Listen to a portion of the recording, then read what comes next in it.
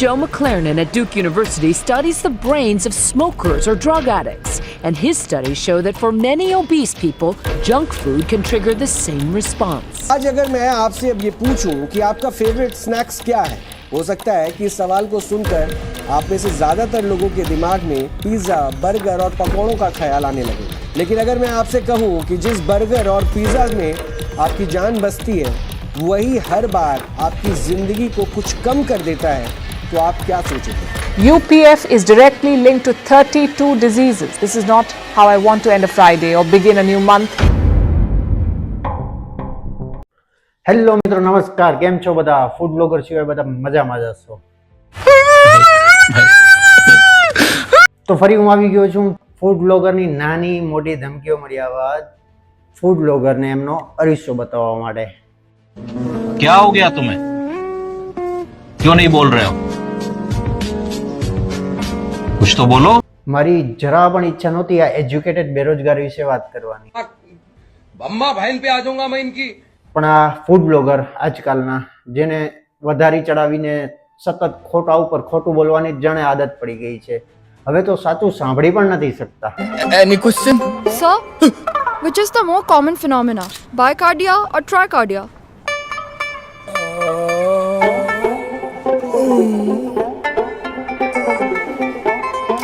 Good question. You are a good question. પણ આ વાત ફૂડ બ્લોગરોને થોડી હજમ થાય છે. આ આપણા મહાજ્ઞાની, ઉત્તમ વ્યક્તિત્વ સમજનાર, ઉચ્ચ કોટીના વ્યક્તિત્વ સમજનાર આપણા ફૂડ બ્લોગર, જેનાથી ડૉક્ટર તો ઘણા દૂરની વાત છે, પરીક્ષામાં માંડ માંડ પાસ થવાય છે. આજકાલના આપણા ફૂડ બ્લોગર્સ જે ફેમસ થવાના ચક્કરમાં બધી વસ્તુ મતલબ કન્ટેન્ટ ને બધું કોપી પેસ્ટ કરવા માંડ્યા છે. પણ એ લોકોને કેમ સમજાવવા કે નકલ में भी अक्कल की जरूरत पड़ती है. तुमसे ना हो पाएगा. અને થોડી ઘણી જેટલી મને ખબર પડે છે કે ફૂડ બ્લોગર્સના વિડીયોઝમાં ઘણા બધા લોકો જોવે છે, લાઈક કરે છે, પણ એ શેના કારણે લાઈક કરે છે એ શાયદ સમજી શકો છો, ઘણાને ખબર પણ હશે. औरत का चक्कर बाबू भैया, औरत का चक्कर बहुत बेकार होता है. બીજી બધી વધારે જગ્યાનો તો મને અનુભવ નથી, પણ મારા ગુજરાતના એવા કચ્છમાં ભુજ, અંજાર, આદિપુર, મુન્દ્રા, માંડવીના ફૂડ બ્લોગરો એવા મસ્ત છે કે એમની ડીશનું એડિટિંગ ને ફિલ્ટર એટલું જબરદસ્ત મારે છે કે એમ થાય કે હમણાં જે જગ્યાએ જઈને નાસ્તો કરવા કે જમવા જઈએ, પણ ત્યાં જઈને એ ડીશ કે પ્લેટ જોઈએ ત્યારે ખબર પડે કે ડીશ કે પ્લેટ અથવા ડમ્પિંગ યાર્ડ જોઈએ બે સરખા જ લાગે છે. તમે બધાએ સુવરને જોયો હશે, સુવર. हाँ भाई, कैसी લગી? आगे स्वाद. આપણે લોકલ લેંગ્વેજમાં કહીએ તો ભૂંડળા તરીકે પણ ઓળખીએ છીએ. સુવર એક એવું પ્રાણી છે, તમે ગમે એવું ખાવાનું જમવાનું આપો તો એ સારું જ સમજીને ખાઈ જાય છે. અને આ ફૂડ બ્લોગરનું કામ સેમ ટુ સેમ એવું જ છે કે તમે ગમે એવું ખરાબ જમવાનું દઈ દો કે ગમે એવી પ્લેટ દઈ દો, એ મસ્ત ડિઝાઇન કરી, મસ્ત ફિલ્ટર મારી, ઇફેક્ટ નાખીને મસ્ત મજાનું સારું કરીને દેખાડશે. અને ઘણા બધા લોકો એમ પૂછ્યું કે શું ભાઈ તમારે પર્સનલી દુશ્મની છે? કાયર માણા હોય ને એને દુશ્મન હોય, બાકી મરદને માથે વેર જ હોય ભાઈ. એ તો હું એક વાસ્તુ જાહેરમાં કહી દઉં કે મારે કોઈ ફૂડ બ્લોગર્સ જોડે પર્સનલી દુશ્મની નથી, તો કોઈ એવું તો ન લેવો રૂપિયા મહેરબાની કરીને. અને જે ઉડતો લેવાનો શોખ હોય તો પ્રેમથી લઈ શકે છે. સ્મોકિંગના કારણે 80 લાખ લોકોનો જીવ જાય છે, જ્યારે જંક ફૂડના કારણે દર વર્ષે 1 કરોડ 10 લાખથી પણ વધારે લોકોનો જીવ જાય છે. આ હું નથી કહેતો, ધ ટાઈમ્સ ઓફ ઇન્ડિયાના આર્ટિકલમાં છપાયેલું છે. ધ ટાઈમ્સ ઓફ ઇન્ડિયાના આર્ટિકલ પ્રમાણે ઘણા બધા લોકોએ પોતાના અથવા પોતાના પરિવારજનોની તબિયત પણ ખોઈ છે, અને ઘણા આર્ટિકલો પ્રમાણે પોતાના લોકોને પણ ખોયા છે. હું વાત કરું તો આજથી 18-20 વર્ષ પહેલાં કોઈ પણ જાતની બીમારીઓ નહોતી. ને ઘણા બધા રિપોર્ટમાં એ પણ કહેવામાં આવ્યું છે કે જંક ફૂડ અને ફાસ્ટ ફૂડના કારણે કેન્સર, અસ્થમા, ડાયાબિટીસ, થાઇરોઇડ જેવી ખતરનાક બીમારીઓ વધી રહી છે, જે તમે છેલ્લા 18-20 વર્ષથી જોતા જ હશો.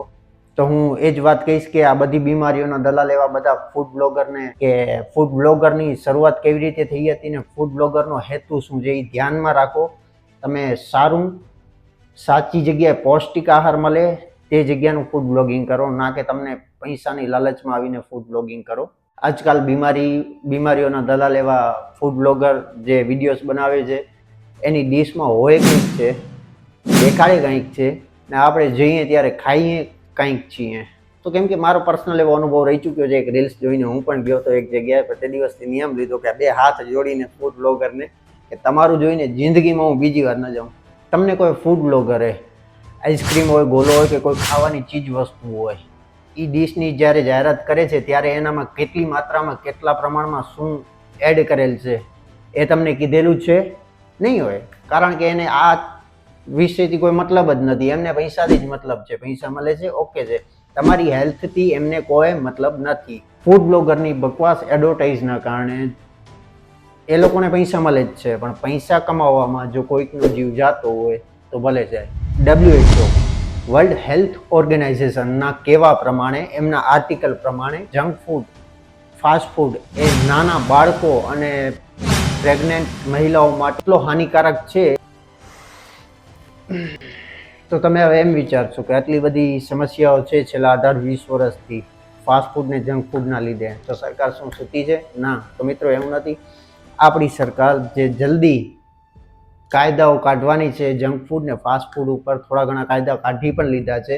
અને હું સરકારને એક જ નિવેદન કરવા માંગીશ કે સરકાર આ બધી બીમારીઓના દલાલના પણ કાયદા કાઢો, મહેરબાની તમારી સરકારને. એટલે મારા તરફથી રિક્વેસ્ટ છે સરકારને કે બીમારીઓના દલાલ એટલે ફૂડ બ્લોગર વિશે પણ, એના માટે પણ કાયદાઓનો અમલ કરાવવો, એ લોકોને ફોલો લેવડાવો.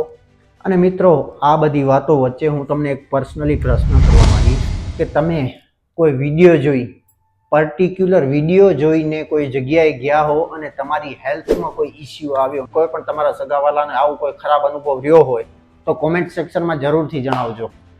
ઠીક છે મિત્રો, નમસ્કાર, જય હિન્દ, જય ભારત, જય શ્રી કૃષ્ણ, જય શ્રી રામ. મળીએ નવા પાછા વિડીયો સાથે, નવી વાત સાથે. જે તમને લાગે તો તમારી યોગ્ય કોમેન્ટ કરી નાખજો. સારું લાગે તો લાઈક કરજો, સારું ન લાગે, કોઈ પ્રોબ્લેમ હોય તો ડિસલાઈક પણ કરજો, તો મને ખબર પડે કે લોકોને શું ગમ્યું ને શું નથી ગમ્યું. જે પાર્ટ ગમે ન ગમે કોમેન્ટમાં તમે જરૂર જણાવજો.